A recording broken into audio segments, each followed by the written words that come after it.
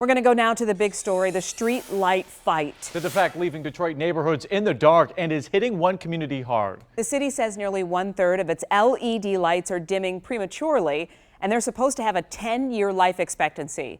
But 20,000 of them have only lasted about 3 years, and that fix could cost millions. A lawsuit has been filed. But people living in one neighborhood on the city's west side say they can't wait that long. They say crime is up because the lights are out. 7 Action reporter Jennifer Ann Wilson is live on Littlefield, where neighbors are demanding action. Jennifer Ann?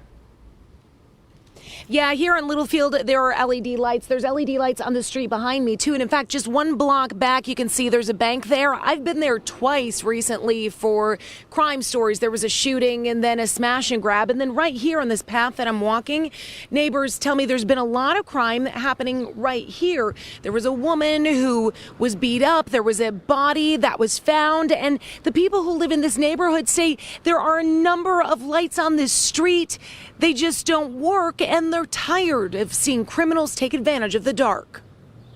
If it's too dark for you to see anything on your TV, and that bit of light is from one street light. Imagine what it's like for the woman who shot this video. And Sharon Walls lives next to 2 street lights. It was so dark.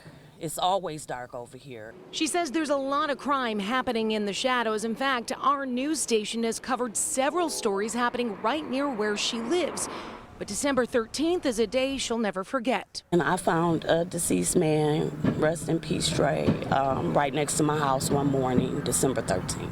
She says she heard the gunshots the night before, but when she looked out the window, didn't see anyone there. And if maybe it was some lighting out there, maybe we could have helped save his life. I called Bo Taylor with the lighting authority to see what could be done. I can tell you just by looking at the light itself that it's defective. He says this light on Wall Street is one of 20,000 new street lights in Detroit neighborhoods that are defective. What we've been experiencing, though, with the failures is you have to actually physically look up to see any illumination coming out of the light. This woman lives right in front of it. It looks like a light that maybe has some batteries in it. Like a light one. The city of Detroit is suing the company that manufactured these lights and started replacing the defective ones a couple of weeks ago. And we have about 1,000 of them installed so far, so we're making progress. We have a moral obligation to bring light back to these neighborhoods that are affected by this, and that's what we're going to do. So this light here, it is in the middle of the neighborhood, and part of that cell phone video that was taken earlier this morning, you could barely see it. It was like almost looked like a firefly up in the sky. It definitely was not illuminating anything down here on the ground. It is on the list of lights to be replaced. Now, if you are in an area where you see that there is a light bulb that is out and it's not one of these new LED lights, or even if it is important to report any outage or any issues with the lights in your neighborhood.